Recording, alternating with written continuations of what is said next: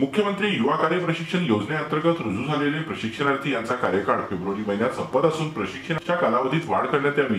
त्याचबरोबर प्रशिक्षण घेणाऱ्या युवा बेरोजगारांना त्याच विभागात रोजगार उपलब्ध करून द्यावा या मागणीला घेऊन 200च्या वर शिकाऊ प्रशिक्षणार्थ्यांनी जिल्हाधिकारी कार्यालयावर मूकमोर्चा काढला।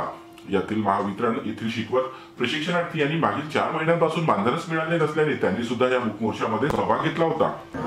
आमची मागणी सर, आम्ही मुख्यमंत्री युवा कार्य प्रशिक्षणाअंतर्गत येणारे विद्यार्थी सगळेच सर्व विभागातील मुलं मुली आहेत आणि आमचं शासनाला काही नाही, आमचा कालावधी आम्हाला वाढवण्यात यावा हीच मागणी आहे। पण शासन आतापर्यंत आम्हाला कुठल्याच प्रकारचं आश्वासन अगोदर दिलेलं होतं, आता काही सांगत नाहीये, शासन बंद झालेलं आहे। त्याच्यामुळे आम्ही आमच्या भविष्याचा विचार करून खूप चिंतेमध्ये गांभीर्याने प्रश्न निर्माण झालेला आहे आमचा आणि हा प्रश्न सोडवण्यासाठी शासनाच्या दारापर्यंत जाण्यासाठी शासनाला जागा करण्यासाठी आम्ही हा मोर्चाचं आयोजन केलेलं आहे सर। या मोर्चाच्या माध्यमातून सरकार जागृत व्हावं आणि आम्हाला आमचा कालावधी किंवा ह्या शासनाच्या योजनेच्या मार्फत आम्हाला लवकरात लवकर रोजगार देण्याचं काम सरकारने करावं, बेरोजगार न करता आम्हाला। मैं मुख्यमंत्री युवा प्रशिक्षण योजना के तहत में अक्टूबर महीने में एमएससीबी ऑफिस में लगा था और 3 महीना हो गया सर।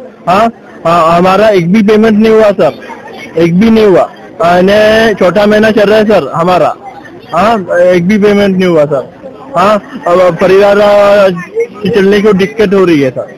माझे नाव शुभांगी तुरकर आहे आणि मी गोंदिया झेडपी आपला एज्युकेशन डिपार्टमेंट मधून आहे। आम्ही युवा प्रशिक्षणार्थी आम्ही आता 6 महिन्यासाठी आम्हाला गव्हर्नमेंटने येथे घेतलेलं होतं, पण आता 6 महिन्यानंतर आता आमचं काय हे आता आम्ही सगळं आता विचार करत आहोत आणि आता आमच्या याच्यानंतर आता आम्हाला काही उपाय दिसत नाही आहे। त्याच्यामुळे आता आम्हाला असं वाटतं की आमची फक्त मुदत वाढ जी आहे ती करायला पाहिजे आणि आमचे जे प्रशिक्षणार्थी आहेत ते सगळे घरी न बसता याच्यानंतर त्यांना एक बेरोजगारी त्यांना येणार आहे ती न येण्यासाठी आम्ही सगळे ते प्रयत्न करत आहोत।